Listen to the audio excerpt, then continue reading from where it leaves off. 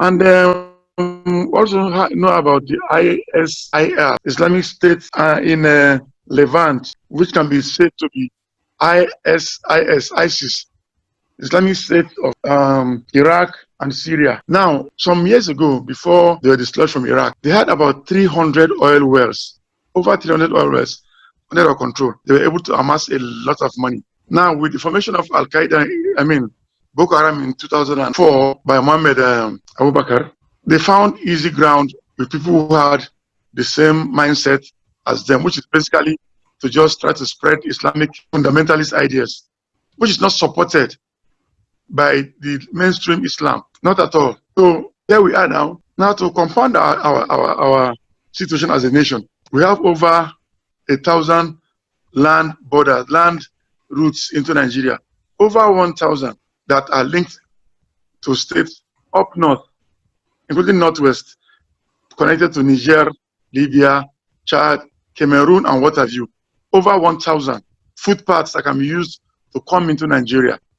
Now, before the death of Muammar Gaddafi, he used to control all those people. He was feeding them, he was arming them, accommodating them. I remember when Nigeria planned to join the UN to kill Gaddafi. There was a warning from his loyalists, his troops, that if it happened, West Africa will not be safe. They issued a warning. Unfortunately, fortunately, because, well, he's dead. And when Gaddafi was killed, they all spread across West Africa like a cancer. They are all over the place. They walk into the countries at will. They can walk in and walk out. Like I told you, almost all the states, all the local governments that are close to the border, Mubi North, Mubi South, Maiha, Jadaganye, Tongo, are all linked to the outside countries like Cameroon, like Chad, like Niger, and even to some extent Libya. So they just come in and out. Now, having that warning from Mike Pompeo, the United States Secretary of State, is no surprise to people who have been observing the trend of things, because truly our borders are porous due to no fault of the government, because, like I told you, footpaths over 1,000. I have the Amendment Act of Border Communities Development Agency here with me. I have the details here. There are over 1,000 footpaths into Nigeria. Now, if this would have the passion to commit atrocities and they have the finances, nothing can stop them. So I think Mike Pompeo's warning is apt, and truly, the government is doing more than enough. I want the citizens to decide to help the government to fight this battle, because the government cannot do it alone. They can't be everywhere. Border communities along these routes should find a way of informing government so that they can find a way to checkmate the spread of this movement. And not surprisingly, they're moving to the southwest. In the southwest, that also has border with Niger and some extent Chad, the same footpaths are all over the place. Now, coupled to that, with America putting them under attack, they are losing a grip of the oil wells where they used to get their money from. So the gold mines in the northwest are a very low-hanging fruit for them. So they are flocking towards that area, and unfortunately, many Nigerians are inadvertently cooperating with them. So truly, it's something to be worried about, and I hope Nigerians will join. Stop blaming government. Government can only do that much. When an armed robber wants to attack you, or a burglar or a thief, he doesn't announce when he's coming. It's like a surprise element. But if the owners of the houses, if the people that occupy these towns, local governments, can link up with the government to warn them, I believe something can be done. And I hope we'll do that. Okay, thank you very much. One question we observers ask is one, the Boko Haram militants in northeastern Nigeria, are they linked, are they Al-Qaeda affiliates, or are they ISIS affiliates, or are they an independent insurgent group? What do you think, sir? Independent or not, when they have common interests, I think their common interests will bring them together. Boko Haram incidentally has two factions now. ISWAP, led by what's his name? One is led by Shekau. The other one is led by Habu. Let me have his name. One is led by Abu Shekau, and the other one is led by Habu Musab al-Banawi. Now, the al-Banawi faction is a bit more liberal. They are not as vicious as the one led by Abu Shekau. So if such people with such dangerous intentions see people that want to come and help them with arms and maybe some little bit of finance and some 21st century technology to cause more mayhem, they will come together and merge with them, which is not, but common interest will surely bring them together. What's the common interest? To bring about mayhem, destruction to the nation. So I understand you are from northeastern Nigeria. Is it Borno State in particular, or which state? Adamawa State. I was born in Jimeta, Yola. Adamawa State, Yola North local government. Adamawa State. So is Adamawa under threat from Boko Haram or the band? Because we understand it appears the entire northern Nigeria is either being attacked by the bandits, cattle rustlers, Boko Haram, ISIS, or whatever. Is Adamawa directly under threat from which of these terrorists? Incidentally, I came from Yola on yesterday, Sunday. I spent 3 nights there. Nothing in Yola town itself. But places like Michika, Madagali, Mubi, which is made up of Mubi North and South, and Maiha, that are closer to the borders. Yes, they do get attacked once in a while. And then you flow into Borno. Chibok is part of Chibok is in Adamawa, also in Borno. Then Baga, Bama, Kunduga, either is in Borno State. Coming to Yobe, they are all over the place. So the towns and local governments that are close to the borders are under attack. But in Yola town, where I was, and from Yola up, like Numan, like Demsa, like Lamurde, that are sort of hinterland compared to Mubi and Madagali, Michika, are not too threatened. From the Genyi aspect, and Jada and Tongo, they are linked more towards Cameroon. Incidentally, those 3 local governments, Jada, Genyi, Tongo, are more aligned, closer to Cameroon than Chad and Niger. In fact, southern Cameroon. It is the northern Cameroon that the terrorists are pervasive, that has borders with Mubi, Maiha, and then flowing into Borno. So Yola town, no possible attack, but you can never tell whether they are there, because they can come in mufti. You cannot identify them. You can only know when they attack you. I remember last 2, 3, 4 years, it was not even safe to cross over the river Benue to Gire. But as we speak now, you can even drive to Hong. I spent the night in Hong recently. Hong is not far from Maiha and Mubi, but I spent the night in Hong, Gombe. Incidentally also, Sambisa Forest is close to the northern Nigeria that we know used to be very peaceful. I grew up in northern Nigeria, for instance, and we used to know northern Nigeria as a place where security is taken for granted. And then suddenly, now, it appears that the entire northern Nigeria is under siege. We look at northeast towards Borno State and Yobe State. The Boko Haram and ISIS are very active. Serious kidnapping, killings, terrorist bombing. You come down to the north central, you see all these conflicts about banditry again, or between either the Fulani herdsmen are fighting, with other parts of the northern belt as well. Killings going there. If you go to the northwest, you see in areas of Sokoto State and Zamfara State, for instance, banditry, serious killing, a lot of villagers being displaced. You come down to Katsina State, our president's own home state. You have mentioned about Adamawa, for instance, and Taraba. What do you think is the cause of this so much instability across the vast northern part of, even I heard last week that even in Niger State, that the amount of killings in Niger State surpasses what is happening in Kaduna State. It's just that nobody seems to be hearing about that. So why is northern Nigeria this under siege? What do you think is the cause before we go to the solution? Okay, well, my take on that is that, yes, by the way, my condolences to the families of those that loved and lost loved ones. Condolences. May their souls rest in peace. But the truth is that these attacks might not be what people say they are.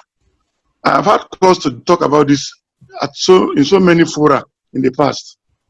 With due respect to including you, Daniel, journalists, my friends, members of the fourth estate of the realm, we have not held matters at all. Because you will hear about the killing. If killings are done in Borno, Yobe, Adamawa, for example, not even Adamawa, Borno, Yobe, and Sokoto, Zamfara, Katsina, Tatarji, these people will tell you that most times the journalists tell you that the attacks were done by bandits. But if it is in Adamawa, Taraba, Nasarawa, and Benue, where there's some predominance of Christians, these same journalists, without a proper investigation, will tell you it's Fulani herdsmen. Now, with due respect to the governor of Benue State, before the elections, he was all over the media saying they were being attacked by Fulani herdsmen. One of his former SSAs was eventually exposed to be the one behind all these shootings, or rather most of them. Shortly after elections, facts started coming out that the thieves and the Jukuns had revived their age-old fighting and killing of each other. Anybody that grew up in the north, in fact in Nigeria, that was aware of what was happening, we remember that the thieves and Jukun are perennial enemies. But the way we cover it these days, the way we brand it herdsmen, makes it very, very worrisome, because we are hitting up the polity. We are dividing ourselves along those ethnic, religious lines, which is not right. Because if somebody killed, like for example, some priests were killed some years ago in Makodi in the night. Before daybreak, journalists carried the news item as herdsmen kill Catholic priests. I don't think that damage has been corrected till today. So, yes, the killings are taking place. Very unfortunate. They have their reasons. What is stopping them from raking the kind of billions they used to rake in? So they are desperate, they are angry, they want to cause confusion. And then with due respect, that's for politicians, with due respect to journalists as well, they are not helping us at all. Because if they can only do some proper investigation, they will be able to killings are not herdsmen, investigate and give it the name that it is, them as herdsmen. Does that justify the, oh, but if I want to steal in your house, it's done. So I want to appeal to Nigerians, please. I feel for those that lost, I seriously feel for them. I seriously feel for them. I pity them, but we should not allow sentiments to divide us further as a nation. Because we did it ourselves, we must stay together. We must not allow those wicked people to divide us for whatever reason. That's my appeal. Okay, so thank you for what you have just said about news reporting about the killings going on in some northern part of Nigeria. My direct question now to you will be this. In Katsina State, for instance, who are the bandits in your opinion? They must be, one, the people that are making money from the gold mine and whatever things they can get from the soil there. Because we know now that a lot of gold, or even say diamond, are found in that area. Some time ago, somebody reported the fact that they spotted a helicopter from one of the top 5 nations in the world flying into that area. So a lot of resources to be gotten, a lot of wealth to be gotten. So are you saying that the people who, the people who are going for resources are kidnapping the son of the emir of Daura, for instance? Is that what you are trying to say? Hold on, Daniel, hold on. Don't put words in my mouth. That is one angle of it. Those that are kidnapping, they are making money out of it. Otumba, you've been, let me ask you to unmute. You've been raising your hand for a while. Yes. And we have heard Mr. Moniedafe in some of the things he has said. I would have loved him to listen to your response, but let's take it now. It doesn't matter really. When he comes back, we will allow him to respond to it. So what is your response so far? What's your comment to some of the things that our guests have said tonight? Thank you very much, Dan, for having me. I'm sure by now you'll have known me that I'm a kind of a person that like to deal with causes and causes. So we'll be able to and find solutions to our problems. All the long history of what Boko Haram has achieved, the founder, the supporter, the founders, the people that funds them and all that kind of thing. And the large number of points where anybody can just come into our country is unbelievable. And again and again and again, Dan, if we don't discuss how to solve these problems, we will continue to have to deal with the effects. Because the effect of what is going on is the number of unnecessary killings. People that have been killed, even one person killed is too much. Not to even talk of in 10s, in 20s, in 30s, and so on. And these have been like a continuous clock. It goes around. It's been going on and on and on and on. Why are we finding it difficult not to sit down and look for solutions? The solutions to this is not this rhetoric. It's not this talking and talking and talking. It's not to be anything to be personalized, to be politicized, and so on and so forth. There are other countries in this world. We have to do what we have to do by looking inwards. You tell me an average Almankiri or an average local boy in Yola, in most of the area the Honorable has been talking about, that have not been fed the last 4 or 5 days or so on. They are hungry. So if an invader comes and give them money, they'll be too happy to join in.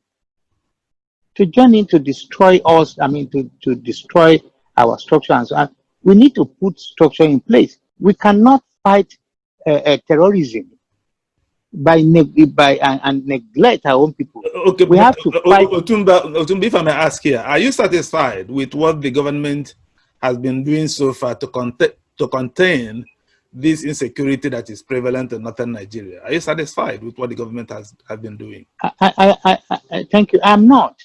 That's exactly what I'm trying to say. If you with 2 hands, you are using one hand to finance the forces, but the other hand, you also need to create a software in the locality, not only in the locality, everywhere. You need to look at the social structure of the people. The poverty. In fact, one of the reasons why these people are riding high is because the amount of poverty in place. We need to deal with that. It cannot, and I'm not surprised that billions, the amount of money that we can put into the local structure, looking after the borders, looking after the people, is probably a fraction compared to amount of billions of dollars, billions of dollars, billions of local currency that we have been spending, and there's no result. Let us be honest. There's no result. Yeah. Let me also point out something. There is a breaking news we have this afternoon. A few days ago, there was an explosion in Beirut, the capital of Lebanon. We have heard so far that 160 people have died. Yeah. This evening, the entire government, starting from the prime minister, everybody resigned. Yes. Taking responsibility. Why is it difficult for Nigerian government to take responsibility for the complete security breakdown in Nigeria, especially in northern Nigeria, where the president hails from? Why is it difficult for at least to sack the service chiefs or the minister of defense or the inspector general of police? Yeah, that's another thing, Dan. You see, we as Nigerians, I just make my argument to Nigerians. We still lack this this kind of spiritual development. Spiritual development, not church or mosque. I don't go to any of them. You understand me? But because we're not spiritually developed, that the country belongs to all of us, the agitations to have this and have that is most of the time goes only to individuals. We don't think this country need to be looked after by all of us. I wonder how any of us can sleep, have a good sleep, having about 400 million, 600 million, 1 billion in his account. And the ordinary person in Gongola or in Imushin or somewhere in Osun State cannot even go home end of the month with 30,000 naira. All these imbalances will affect us. Yeah, you allude to Beirut, I mean to Lebanon. As you can see, Lebanon is also one of very corrupt country in the Middle East around that place. But then their own level of corruption is different from ours. As it is, the government of Lebanon still have some little available support structure. We don't have any. So How many? So Yeah. you are linking the insecurity in the north to poverty or corruption. Which one? I mean, I would say about 98%. Yes. Poverty or corruption? Yeah, both of them. Yeah, because again, I'm sorry if I make reference to this. Dan, I left Nigeria in 1970. I've been living in Europe for 50 years. I'm 73 plus. I'm a British citizen. If there were to be any war now, between anywhere now, I'm still willing to fight for Britain because they are the one that provides me basic things of life. All my number of years that I live in Nigeria before I left, the whole country cannot even give me 100 naira a month. So where people are neglected, they become very vulnerable. They become not only that, in the process of bastardize most of our people. Like I said, in most of the area where the terrorists occupy or are trying to invade, you look at the structure of the place. Poverty is like at the highest level. Look at where they live. How can you provide basic to your people 20 with the amount of resources we have? These are the things we don't want to deal with. We are just talking about the effects. We'll continue talking about the effect. And I'm not surprised Pompeo, the foreign minister of America, can come up with the idea. He has all the time to use his telescope to see what is going on in Yola. He can see everything. And it won't take him too long to conclude and say, oh, with this kind of poverty here, this is terrible. And it's going to be easy for him to forecast possibilities, because the one area that's very difficult to deal with is poverty. And as long as we allow poverty to dominate, to overall our thinking in Nigeria, we're not going to make any progress. Rule Thank of you law. very much. Let's have our guest respond to what you have just said. I'm sure he may not have heard everything you said, but he heard the latter part. Mr. Moniedafe, please. You are welcome back to this program. Are you able now? Thank you. Yes. Are you able to respond? I don't know how far you heard what the Utumba said about the relationship between the insecurity in the north to corruption and poverty. Do you agree with him that this insecurity breakdown is related to poverty and corruption, which or both?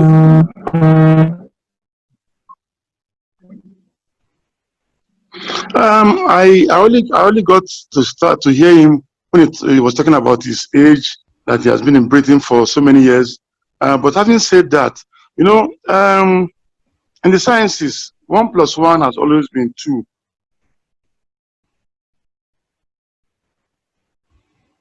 From eternity, it will remain true until such things. You cannot say this exists. Number two, there is selfishness and wickedness.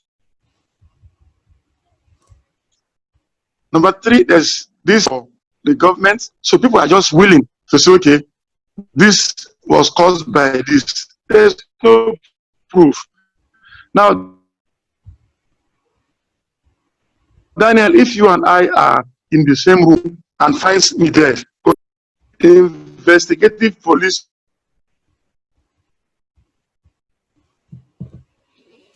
men will have to do us dead. You are there alive. You are the one that killed me.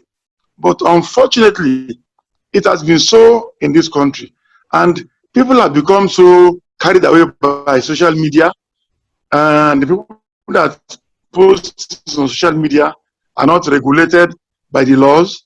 They will just post anything, cut and paste, forward everything they see without facts. So yes, there is poverty, there is hunger, there is corruption. Now the corruption part is that people who have stolen our facts, figures from AMCON recently said less than 2% of Nigeria are owing AMCON almost 7 trillion naira. Almost 7 trillion naira. Now these people will not want to just allow themselves to be arrested and prosecuted. So they will keep pushing that Nigeria should not allow that to happen. Like while I was off, I saw my good friend Caleb Jagaba online. He's from Southern Kaduna. I know people are being killed there, and my heart bleeds. But it would be wise not to just conclude that A caused it or whatever. Now, on the side of government, what we say, because when somebody loses someone, he's definitely bound to be very emotional. Now sir, the question I asked Otumba before you came in is the federal government doing enough to curtail this state of insecurity? Is the present government, because I remember one of the major reasons why President Goodluck Jonathan was booted out is the state of insecurity in the country. In fact, one of the articles I wrote a year before the election was that if the Chibok girls were not rescued, President Goodluck Jonathan should wave goodbye to re-election. Now today, 5 to 6 years after President Buhari from northern Nigeria, a retired general, has been in power, is he doing enough to solve this state of insecurity in the north? Hello, Dan. Yes. Yeah, I think it's a terrible. I mean, this is also, it's a shame. It's very, very, very shameful. I had someone from Ghana. I had someone from Ghana the other day, and we had a conversation. Nigeria started GSM, all these things in the year 1999 or 2000, and 20 years after, we are still having this network problem. I don't know. It doesn't say anything good about the country. And when whatever I say, every time I make reference to my number of years I've left, it's just to show you the time. When I was leaving 1970, I was still saying, well, things is a little bit hard. Let me go to Europe to enhance my education and probably come back. But then in the process, I came back, came to do my NYC in 1980. For 2 years, I joined, I grew up in the Awolowo family. I joined UPN. And I know, yeah, I think he's back. Continue. He's here to connect his audio. Yeah, okay. So it is clearly, it can be clearly seen that you cannot leave human beings out of politics based on the level of their poverty. You cannot. No. You're not going to achieve anything. You're not going anywhere. You cannot bastardize people. You cannot, every time you go for election, giving them peanuts. You see my concern. You see my concern with this present administration. I will have put it to Mr. Moniedafe. I will still put it to him when he connects his audio. I think it's back. Yeah, but he said to connect his audio. You see, a lot of countries have their own definite problems.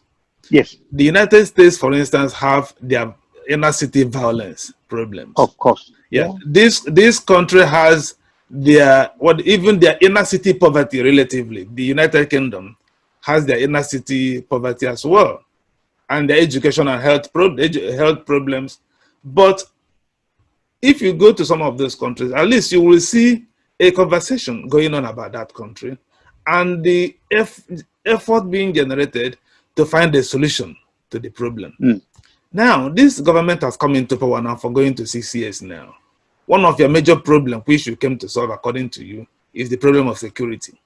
So it's not even a question of whether you are doing enough, but what efforts are you making to solve this problem? Okay, you may say, okay, well, there is military efforts going on in the north. But like you said, what about the root cause of the problem? Is any thought going, because at least when Goodluck Jonathan was in power, we are not saying Goodluck Jonathan fared very bad in the area of security. But there was a conversation going on during his tenure that part of the problem of this thing is that there is educational issue, that a lot of young boys are falling out of school, that this region has the highest rate of school droppers in the country. Therefore, let me go there and do something about it. Do you get what I'm trying to say? So, but in this government, there is no discussion along that line. What is the root cause of this problem? Is it poverty? Is it school dropout? Is it this? So that let us start generating the solution. The only thing they know is to send military, send air force. I don't know. What do you think about it? Yeah, and even at that, like I said, you talk about other countries. Even though the amount of money America is investing in military hardware is phenomenal. It's a lot. But again, this investment is being supplemented. It is being augmented by investing in Americans, in the people. You understand me? So most of the other investment that goes on the people is enhancing the amount of money invested in the military wear. Now, look at our situation. The amount of money we are spending to or to buy, we can use it in University of Ilorin, but because we still remain like we are retarded. So, yeah, Mr. Money. You are welcome back. But let's allow Mr. Moniedafe to address the issue he was addressing before the network. Yes, sure. You are welcome back, sir. Thank you very much. Yes, sorry for this network problem. Now, as I was saying, I don't speak for the government. I am a Nigerian like all of you. I am an APC member. I am just happy with what I'm seeing. The deaths all over the place. I'm not comfortable. I can't move around as freely as I want to. But I want us to be very circumspect about throwing the blame anywhere. Yes, government is responsible for all these things. We signed a social contract with government for them to provide ABCD. But let us not be quick to just throw the blame wherever we feel hot. Now, you talked about writing about Jonathan. I want to advise Nigerians. I am not going to ask by force anybody to support President Buhari, but we gave him the second mandate, second 4 years, just last year. 2023, he's done and he's gone. Why not? Let's be very careful not to destroy this country, because this country has never been this divided like it is now. Sorry for interjecting again. How are journalists, for instance, destroying this country? Because you always say, let us not destroy this country. Yes, go on. Let me answer you. Let me answer you. I've interacted with many of them. We've been on live programs. They will tell you before they even invest. I told you an example of you and I in a room. Somebody comes in, two of us in a room. They find me dead. It would be a big mistake to just go to the press and say Daniel Elombah killed Sonny Moniedafe. It must be investigated. I've seen journalists just report to happen in Zamfara, Yobe, Borno, for example. They'll tell you terrorists or whoever committed it. That same day, the same kind of attack in Christian states, they will call it Fulani herdsmen, give it a religious tinge.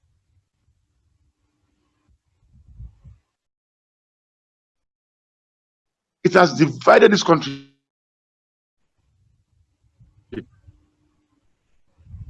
And speaking from experience, media houses, I've interacted with this. Let's be very blunt, Daniel.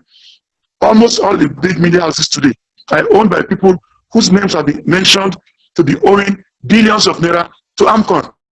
Name the stations, be it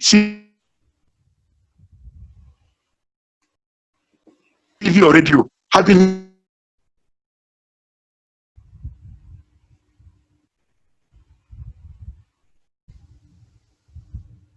are owing billions of naira to the government, and they will not want to see this government succeed. I have interacted with them. From the talk shows you can see, with due respect, AIT, name them. Radio stations, they are owing billions, and they will not want to see this government succeed. My advice to Nigerians is that, I'm sorry, you are losing people. Terribly sorry, if there's a word like that. But please, don't allow what Macanto did to the Roman citizens. Like, they come and say ABCD, and you just go up in arms. Please, let's be very careful not to get deceived by those people. I'm not comparing. Life is life, but people died in their thousands also in the past. Okay. Daniel, I don't think the media came out. So my question is now, you belong to the ruling party. To blame government. I went to many media houses. Okay. But my question I lost people in. My question is, are you satisfied? In the hundreds. Are you satisfied with what the present government has been doing with regards to the issue of security in Nigeria? Are you satisfied with their efforts so far of government in the issue of security in the past? With regards to who? Sorry? Otumba, back to you. If you got yes, thank you. I would really love to ask the honorable. You asked the question, is he satisfied? Now you confirm that he's not. But then again, I would love to ask him, what does he think that what are the causes? Because when you say that such amount of money is being stolen every day, and people are getting away with all this kind of mind troubling stealing, laundering, and so on and so forth. What are the? Isn't it a country where there's no rule of law that all that kind of possible? What are we doing to put rule of law? Well, yes, there's corruption also in the UK, in America, everywhere, but they're under the table where they don't affect the day-to-day living and welfare of their people. Everything is taken away from the poor in ordinary Nigeria, and they use it and they don't want you to talk. We will never make progress. There will be more terrorists. He's back. Yeah, okay. You cannot ask your question directly, Otumba. He's back. Yeah. Honorable, I'm happy you said that you're also happy with the present thing, the way things are in Nigeria. The question again is, are we dealing with the cause and causes of all this problem? For example, putting people like you putting extra time in putting in place rule of law, that this kind of thing can be checked, because people get away with more than Nigeria. They steal so much. With it all, for me as a political science and as a legal person, is because there's no rule of law in place. What are you doing with the other people who are in better position than we, who are not? Okay. Let me just clarify something. Now, I don't know who Daniel told you I am. I came to Africa, the corruption, whatever, is under the table. With due respect to what we have seen of the United States in the last 3 years that Donald Trump came on board, the corruption is open. It's obvious everywhere. Because under the leading the country in the world, the leader of the free world, we have over 4 million cases of COVID-19. and close to 200,000 deaths. Yet, people are telling us that Donald Trump's rating is going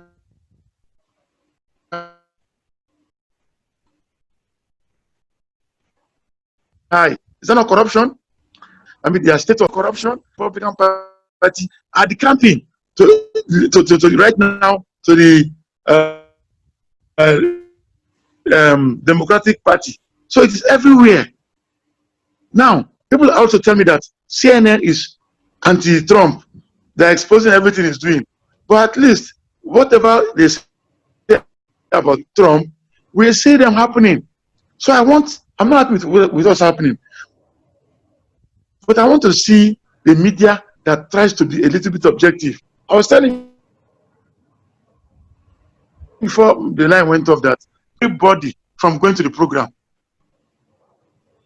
you go there, if you're in opposition, they will attack you more than they won't even question the people from PDP then. So if we have done such a thing, now,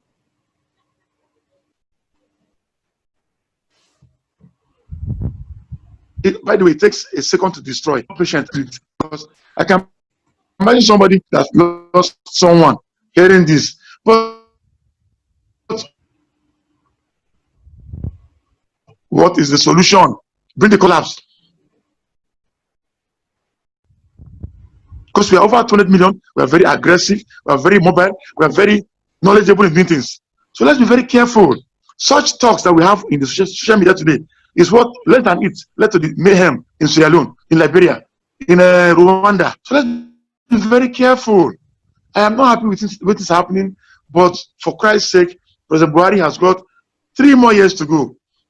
Can we try to manage our anger a little bit? As I was talking, I remembered Niger Delta. For now, we have people from Niger Delta who want to burn this country. Our resource control, our resources have been taken over. See the kind of figures we are getting now.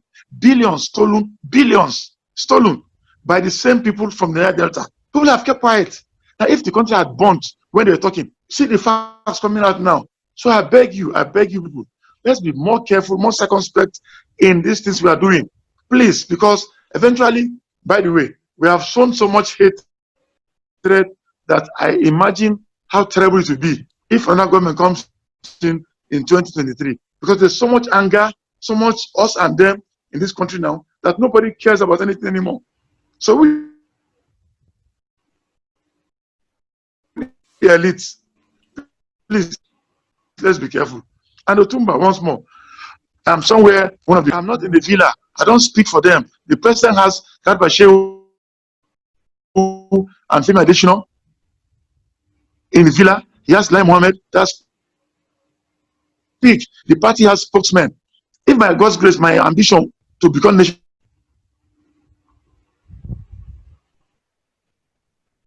chairman works out, I believe I can make a difference. The question. Hello. I'm listening. We are listening, sir. Mr. Moniedafe, we are listening. Hello. Yes, I think I've answered the. Okay. Okay. Let's have a. Okay, we have another guest raising up his hand. We have yes, Obuniko Hebu, please. If you are able to unmute yourself and ask your question, you can also start your video if you so decide, so we can. Yeah, my background is not so all right. Right, so you I can don't ask know. your question. Okay, my question is this: I congratulate our guest today, at least for his ambition, and we can see what he's actually going to do as the next national chairman of the All Progressive Congress. But my question is this: the government now has done a lot in trying to, rehabilitate the repented Boko Haram members. And my first question is, does he believe that level of attention that is not being, given to the victims of the Boko Haram activities, like people who are in the IDP camps, does he believe that government is getting it right by focusing more on the repented Boko Haram members, considering what Senator Ndume said a few days ago? That's my first question. My second question is this. You, Barrister Elombah, you mentioned it as well. The Goodluck Jonathan government was believed to be doing a lot, trying to build schools, take the Amajiris back to school as part of the solution to this insecurity in the north. Does he believe that this present government has continued with that policy of trying to get, while fighting the Boko Haram in the battlefield, but ensuring that education is provided by the government to the Amajiris and all that? That's my second question. My third question, if I could add that, and that's the final question. He said the government is doing enough. And then he's equally said that the border communities should try to liaise with the government and make sure they report to the government of who is moving into the country. Does he believe that is the best approach? Is he not conceding that the government does not have enough intelligence, enough security to man our borders, and now the responsibility is being shifted to the potential victims to do the work they have elected people to do? Thank you very much. Thank you very much. Our guest tonight, thank you, you are back. There are three issues. I don't know. There are three issues he raised, so I don't know. Yes. The issue of this. What do you say about the? I had the last one about manning the borders. Okay, he also talked about the rehabilitation of repentant Boko Haram terrorists. Do you think it is a good approach, and is the level of attention being paid to the repentant Boko Haram terrorists? Is the same attention being paid to the victims of Boko Haram bombing in the IDP camps? And the third question, he talked about the Goodluck Jonathan government trying to out of solution education. Is this government doing enough educationally to make sure that those people who are being recruited into Boko Haram militants, whether efforts is being made to make sure they go to school, to take them back to school, the policy that was started by the previous administration? Three questions. Thank you. Okay, quickly, the last and the first question, he is contradicting himself.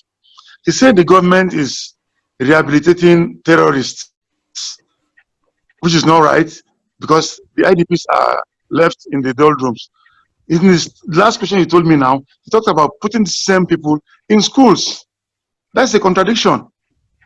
Anyway, this morning I heard General Enenche talking about the international policy on war situations. If you are at war with somebody, let me just quote him as much as I can.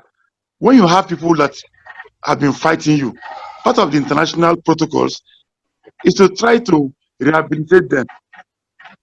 If they repent, they are willing to be rehabilitated. There's nothing wrong in doing that. Incidentally, his two questions. He accused this government of rehabilitating. He's not asking also, why are they not putting them in schools? So I think the government knows what to do. No, like I said earlier, I am not in government. You didn't get my question. Okay, Elombah didn't tell me right. Okay, let's allow him to, now that you are here, let me allow him to use his own mouth to blow his fire by asking the three questions. Okay, my first question is the attention being given to the repentant Boko Haram members. Do you think that is proportionate with the attention that is being given to their victims who are in the IDP camps? That's the first question. On the education, I said, do you believe that the policy of the Jonathan administration to take the Amajiris back to school, while at the same time fighting the Boko Haram, but ensuring that schools are built for the Amajiris to solve the future problems of people not being educated, people not being enlightened, and people not being employed, because education is the major key. So do you think that that policy of ensuring that the Amajiri schools are built has been continued by this government? These are the two different questions. Okay, I'm not fine, I saying get that you now. I'm And not, then the third one, I said my the question third on one you education talked is about. as regards the Amajiris. I heard you. I heard you. I heard you. Okay, sir. Okay, sir. I heard you. Now, for education, incidentally, I'm in the secondary education board in the FCT. I know that we had 62 senior secondary schools in the FCT until sometime late last year. We got approval to open 15 more. So we have 77 senior secondary schools. But one thing that we met on ground, which the government is trying to solve, because I say that because I'm involved, is that in Abuja, for example, when we had 62 senior secondary schools, we had 175 junior secondary schools. Now, those junior secondary schools, 175, were producing students for just 62 senior secondary schools in the past. There was no craft school, no technical school, no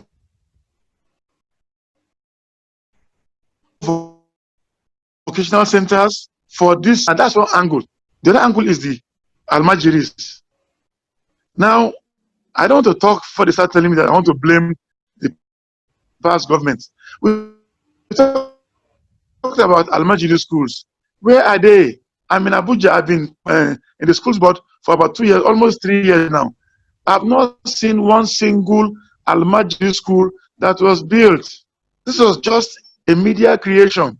They went and did one foundation laying stone in Sokoto State that they built one structure, Almajiri school, for about 5 billion naira. Nothing to show for it.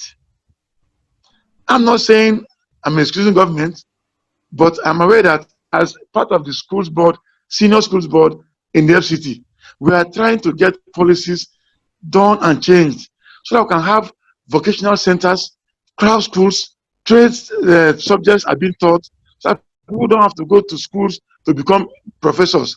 They can become craftsmen, they can become welders. And these things stays there, they pass with. Now, before I forget the other question about the borders, I told in my opening remarks, I mentioned that into Nigeria. I have the border communities 2003, Amendment Act 2006 for Border Communities Development Agency. There are over 1,000 footpaths. Adamawa, we have Fufore, we have Ganye, we have Jada, we have Madagali, we have Maiha, we have Michika. Even these ones are more than 1,000. Mobi North, Mobi South, Tongo. This is just Adamawa State. About 1, 2, 3, 4, 5, 6, 7, 8, 9, 10. 10,000. I have not gone to Yobe. I have not gone to Borno. This is just bordering the north. I have not gone to Zamfara. Sokoto, up there. Come footpaths. That's why I said earlier that all Nigerians must be involved in trying to solve the situation. Now, the infiltration, people come with different motives. Those are coming to rustle cattle. Those are come to just create mayhem. Those are coming and they are willing to be bought over by the people who want to destabilize government. Those are coming into mine and not pay any duties or whatever. They are all over the place. Now, the good thing about this government, not because I'm involved, is that the government is speaking. I tell you in the past, nobody was talking. Only opposition party. The way the media people are attacking us today, everybody kept quiet then. So is that am I complaining? Am I lamenting? No. I like the way the media has woken up. I pray that the media will also continue to wake up and call the government to account for things in future. Because if these things have been done, it wouldn't have gotten to this bad. It wouldn't have gotten this bad. So I hope I answered the question. Borders cannot be manned as you think. Now the border between Nigeria and Benin Republic, when President Buhari closed it, the media was at the forefront, whipping up sentiments. Open the border, open the border, open the border. If the borders had been opened when closed, we started farming rice internally, started farming vegetables and other crops internally. It has helped us today. So let's just give government time to work And then when the time comes, somebody else comes in, we hold it to account. We know, for example, now that President Buhari is one person that the politicians, he came in and said, no new projects. Go and complete the project you started. And you met up now, which is why the train to Kaduna is on today. Unlike in River State, where we can say you will not add what Amechi had done about the rail system in River State. Buhari was different. A bit like Jonathan Express Road in Abuja. Bala Mohammed just commissioned some few kilometers behind Central Bank. Today, it's concluding it. Julius Berger and other companies were completely broke. They left sites. When Fashola took over, he invited all these companies and told them what's their problem. They told him he paid each of them, I think, about ₦1 billion each, and told them mobilize to start and to site and commence work. Things are happening. Ajakuta is producing steel now. It's compared to Alaja. The rail is working. Things are happening. So let's be patient. We thank you very much. We thank you very much. For the answers you have given. We will very soon come to the end of our programs. We will allow the two hands still up to briefly speak for 30 seconds, and then we allow you to make your final conclusion. We have, first of all, Otumba, please, what is your final, your final 30 seconds, please? Yeah, thank you very much, Dan. I just want to say to the Honorable that why people like you with good intention, good mind are struggling to show the effects or the working effects of this government or any government is because there are still certain structure that have been destroyed. And if you want to build a house, you need to put structure in place. One of the most important structure is rule of law. If there's a rule of law, that will limit the amount of people who want to destroy the efforts government is making. We live also in a different country here. Yes, you said there are also corruption in America. The corruption in America hardly affects the ordinary people. Thank you. Okay, and my last question would be in giving us your rule of law and American corruption. Okay. Yeah, Mr. Moniedafe, please. My final question will be: when you are running up, can you tell us what do you think would be the solution to all this insecurity problem, insecurity crisis in Nigeria? Thank you. I didn't get your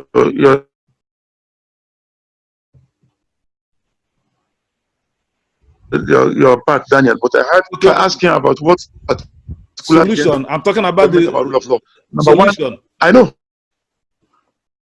Solution. Yes, I know. He will mention El-Zakzaki. Now, one of the bail conditions for El-Zakzaki was that they had destroyed his house in Zaria because it was, I was told, illegally acquired. So the government revoked the land allocation and destroyed the houses. Now, one of the bail conditions was that you had to locate him somewhere that the government will build a house for him. Now, let me ask Utumba, if you are told that the government is going to give the land close to your house to El-Zakzaki, will you agree? For me, that I think has been the problem. These same people marched all over the streets of these towns in Abuja that they should free El-Zakzaki. Within 10 days, he came back. Because apparently he was not as sick as they made out.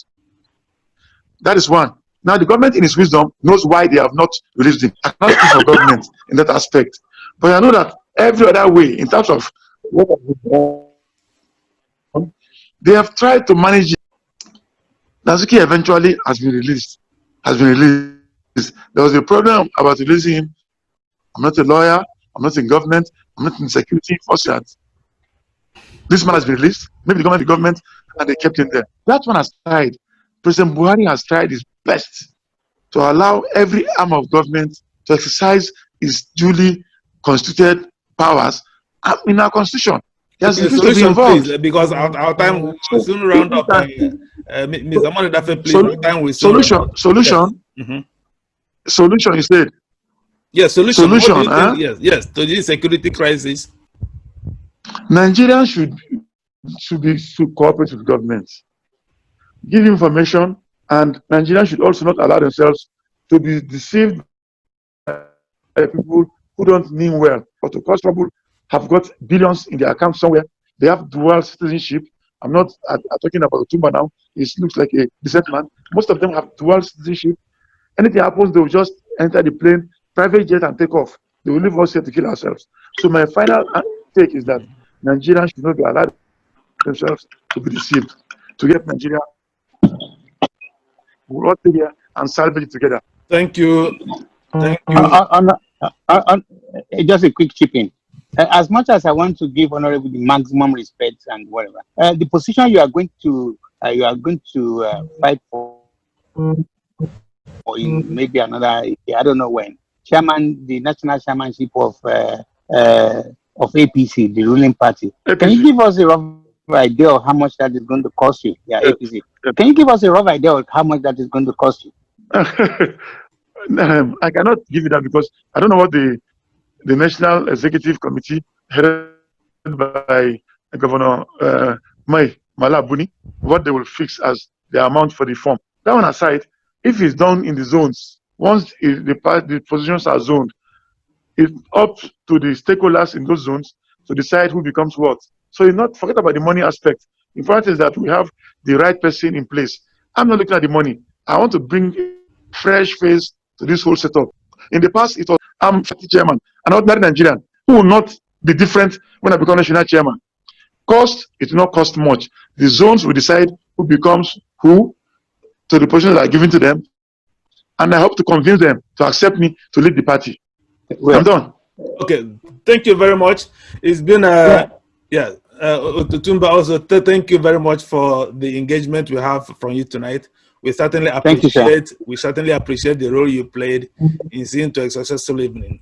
We also thank our eminent guest, Mr. Sonny Moniedafe, who created time despite the network challenges we are having to answer some of our questions. And the state of security in Nigeria is of general concern to everyone.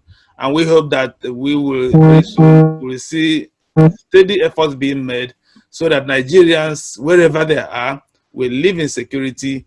Of course, security challenges will not entirely go away, but at least let it be within a manageable level. So we thank our guests tonight for the answers you have given, and we look forward to having you be our guest when you become the next chairman of the All Progressive Congress.